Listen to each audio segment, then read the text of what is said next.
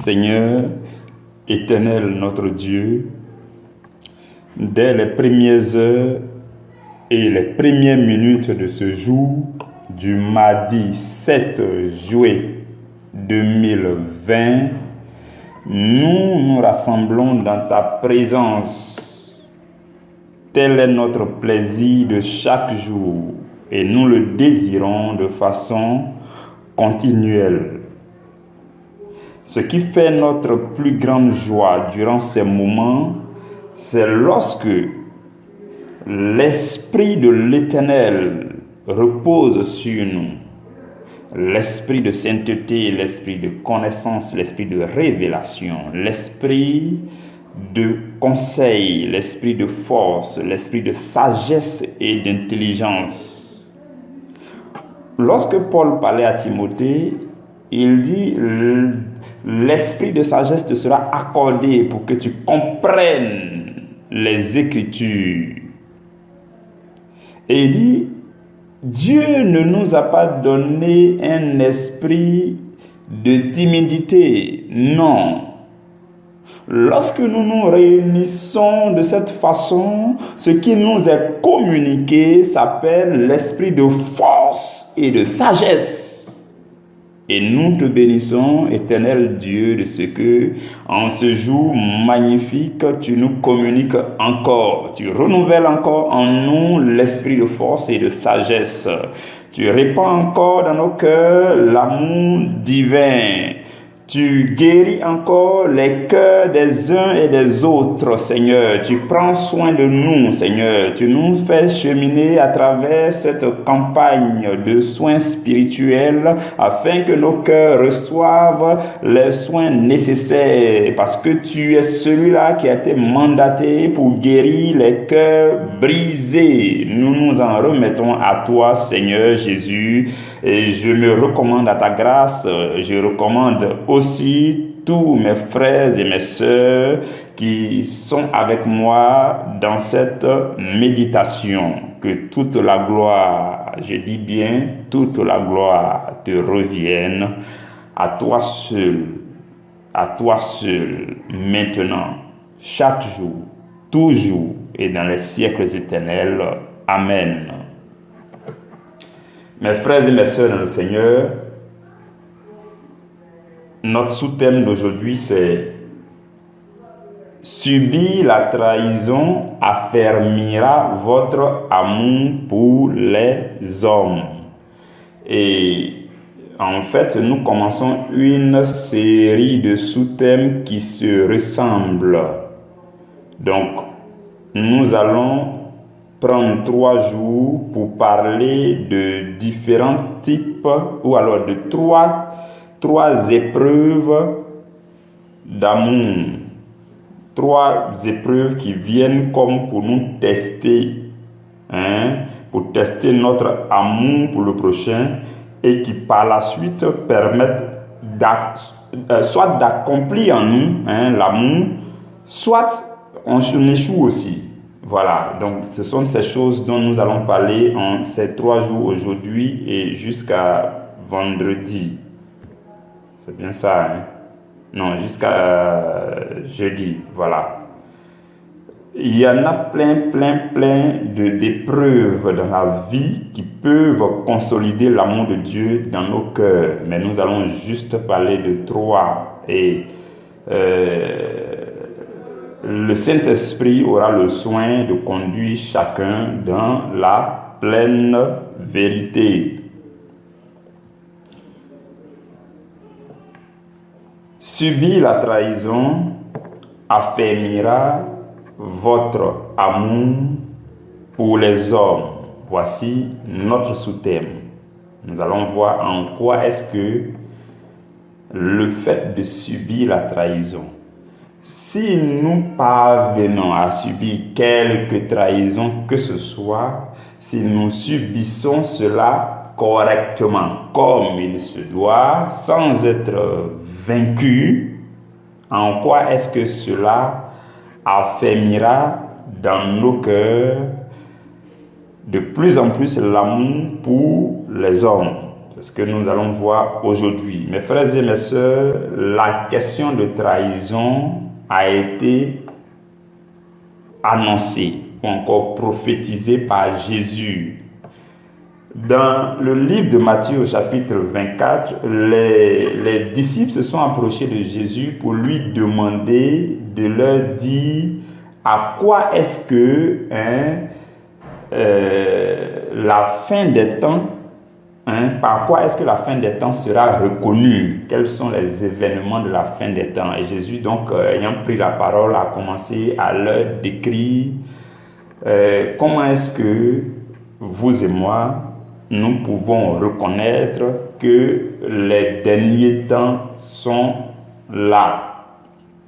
Et en parlant au chapitre 24, donc au verset 10, Jésus prend la parole et dit à ses disciples, il dit, alors aussi, plusieurs succomberont et ils se trahiront, ils se haïront les uns les autres. Jésus l'a annoncé. Jésus a annoncé de cette façon qu'un moment viendrait. Il a annoncé plusieurs événements. Il a dit il y aura des guerres, il y aura des bruits de guerre, il y aura des troubles, le Père s'élèvera contre son Fils. Il a annoncé plein de choses.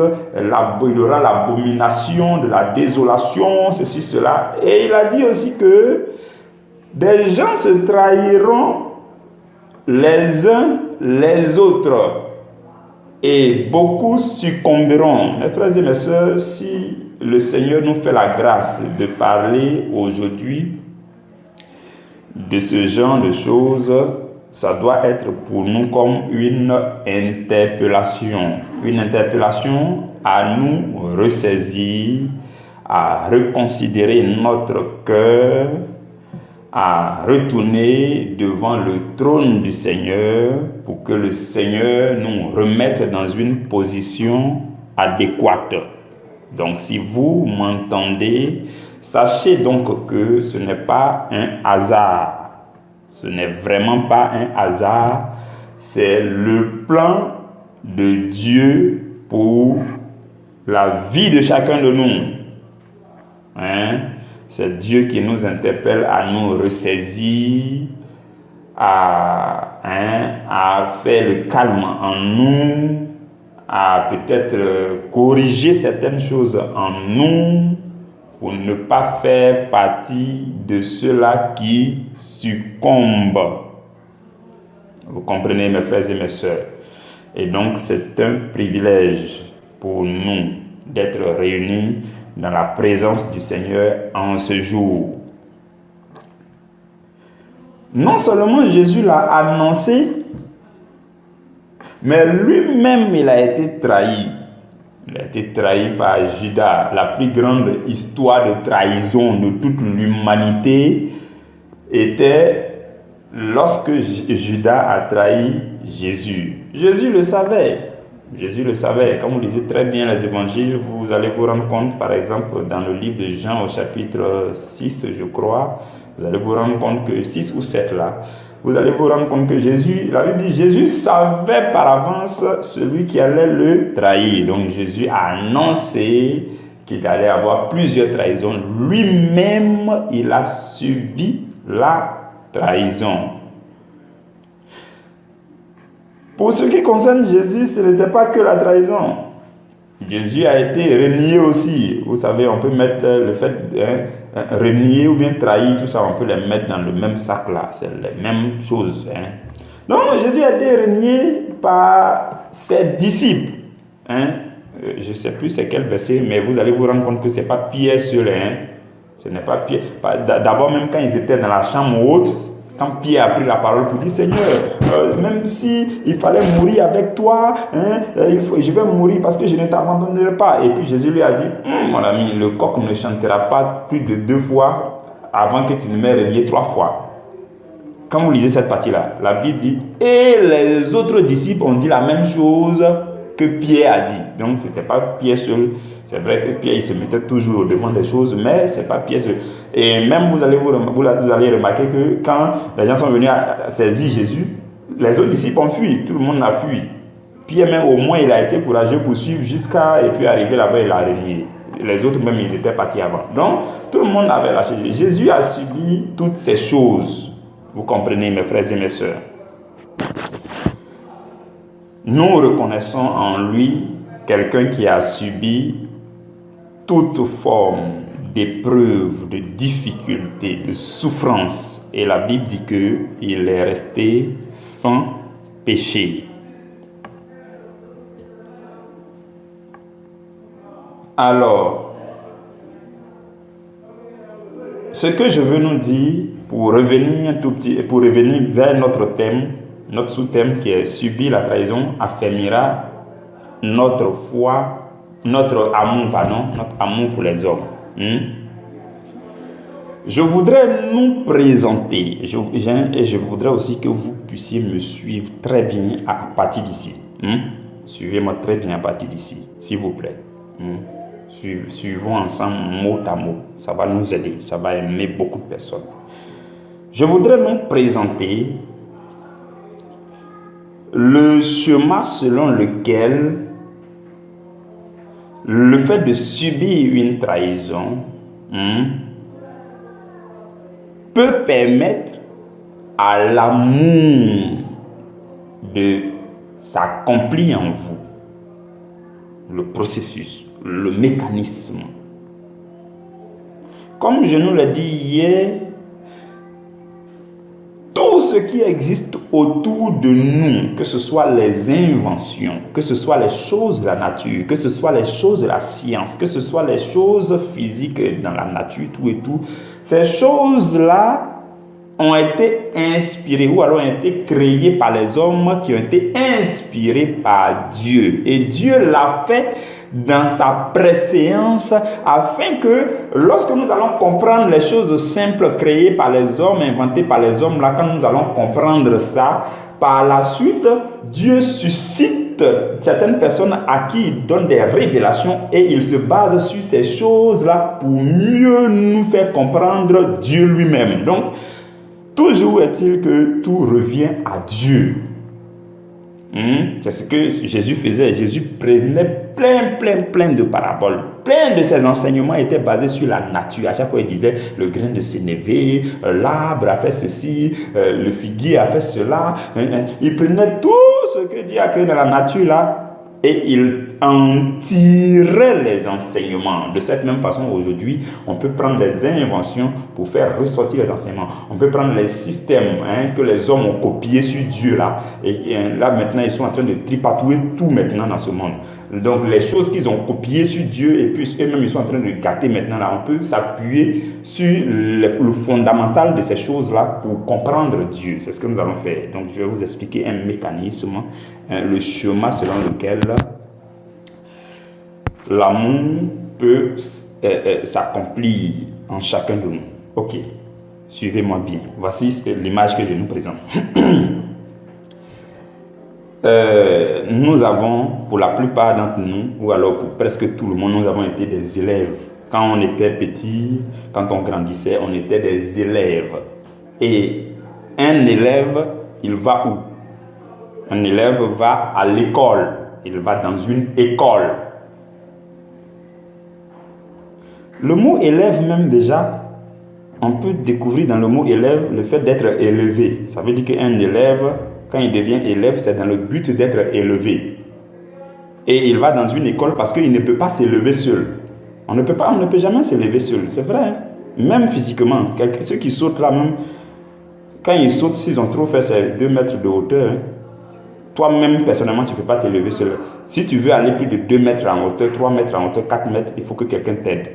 Voilà pourquoi le mot élève. Un élève vient pour qu'on l'élève. Et il vient se faire aider par ceux qui sont au-dessus pour l'élever. Donc le mot élève et le fait d'être élevé ont beaucoup de choses en commun. Je crois que c'est de cette même façon que le mot disciple et le fait d'être discipliné ont quelque chose en commun. Bon, ça c'est les jeux de mots. Donc, je disais qu'un élève va où? Il va à l'école. Et quand on va à l'école, il y a plusieurs écoles. Voilà, l'élève va à l'école, ok. Et à l'école, il y a ce qu'on appelle, chaque groupe d'élèves suit ce qu'on appelle une branche, ou bien une faculté, ou bien une spécialité, ou encore une filière. Voilà, on dit je suis dans telle filière, non, je suis dans telle filière, oui, moi je suis dans telle filière. C'est ça, hein? Et dans chaque filière, on parle de matière. Ce qu'on étudie là, on dit il y a telle matière, il y a telle matière. C'est-à-dire dans la même filière là, on dit vous avez peut-être 10 matières. Il y a telle matière, telle matière. Et souvent les matières n'ont pas le même poids. Et alors on parle de coefficient de pondération. Donc chaque matière a son poids, ça peut être coefficient 2, l'autre matière coefficient. Et là même encore, on parle souvent de matière de base. La matière de base peut être la matière la plus pondérée. Ça peut être coefficient 10, coefficient. Donc, il y a plusieurs matières pour les gens d'une même filière. C'est ça, hein? Ok, vous allez comprendre pourquoi j'explique tout ça. Et pour chaque matière, à un moment ou à un autre, on parle d'évaluation ou bien d'épreuve. Vous vous souvenez, hier, on a parlé d'épreuve d'amour. Vous allez comprendre. Donc, pour chaque matière, on parle d'épreuve. Évaluation, interrogation, devoir, examen, tout ça quand on les met ensemble, on les appelle épreuves. Et lorsque le jour de l'épreuve se présente, les élèves se présentent aussi. L'épreuve se présente aussi. Et qu'est-ce que les élèves font? Ils traitent les épreuves. Donc chaque élève est appelé à traiter l'épreuve. C'est ça, hein? C'est ce qui se passe dans le système éducatif. Le système éducatif établi par les hommes. Et je vais nous dire aujourd'hui que cela est inspiré de Dieu.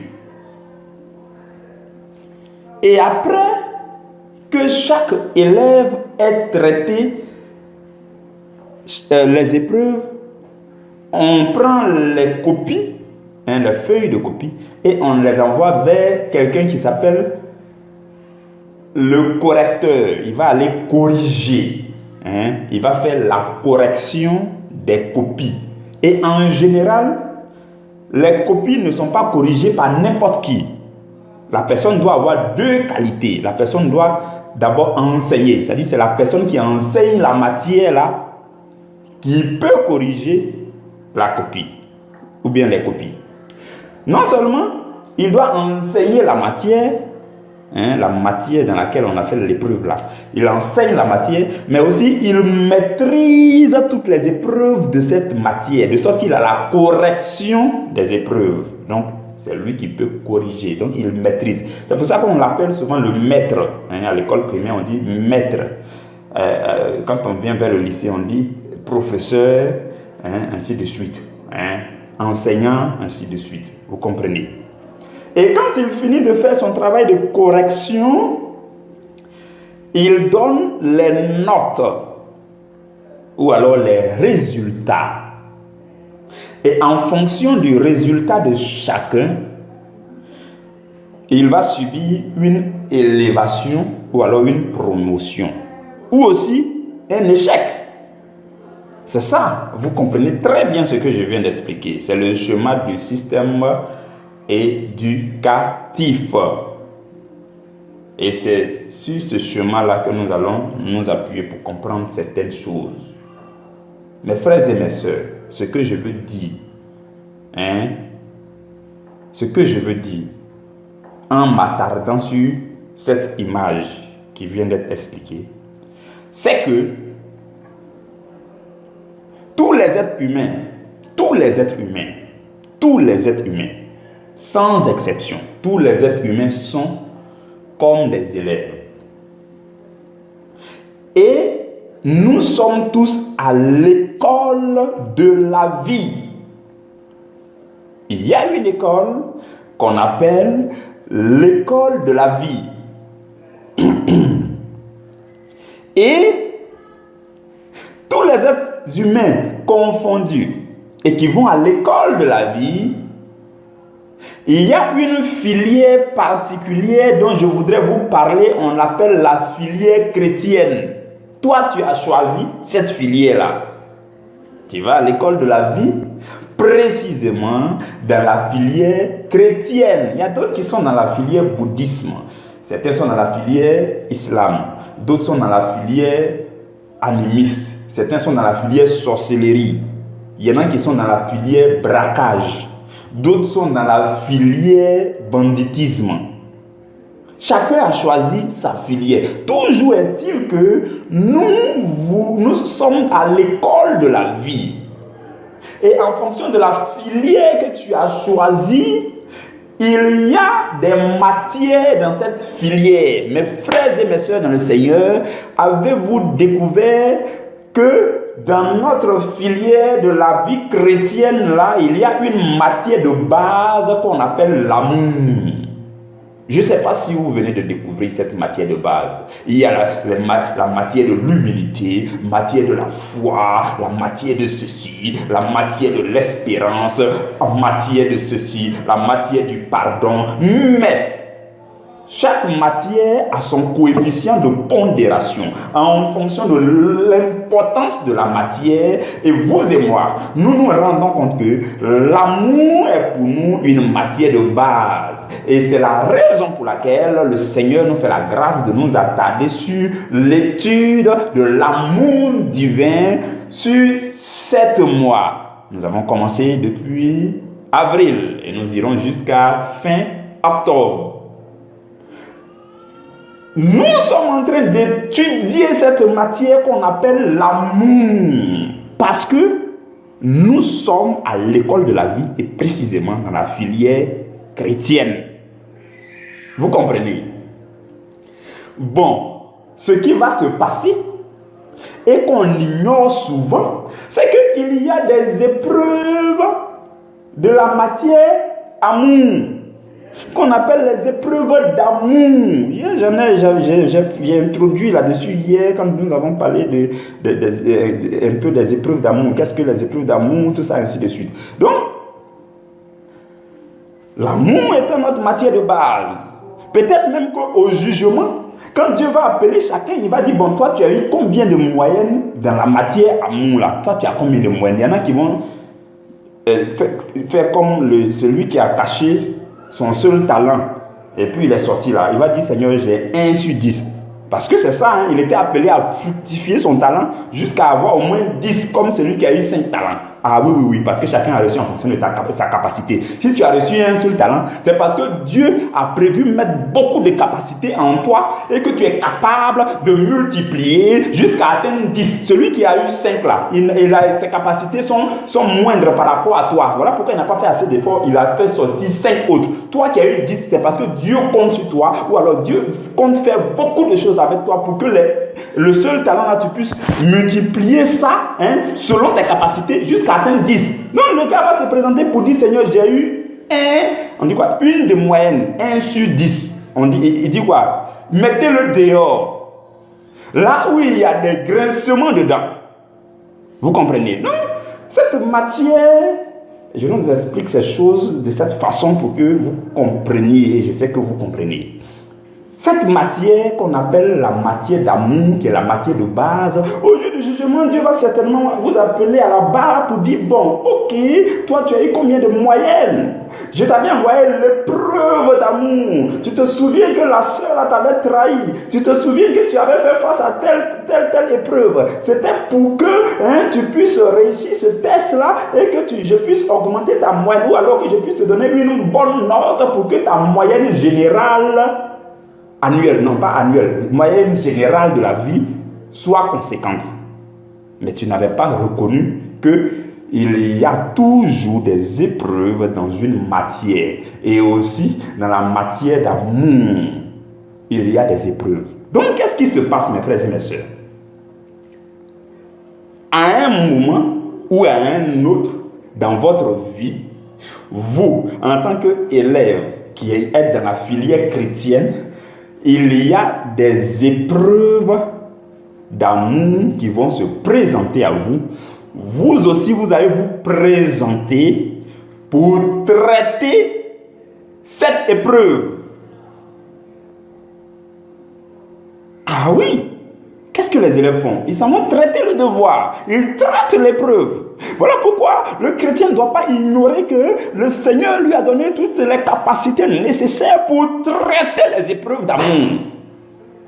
Pour traiter, j'ai dit traiter. Pour traiter, là, il y a plusieurs choses qui rentrent en ligne de compte lorsqu'on dit traiter.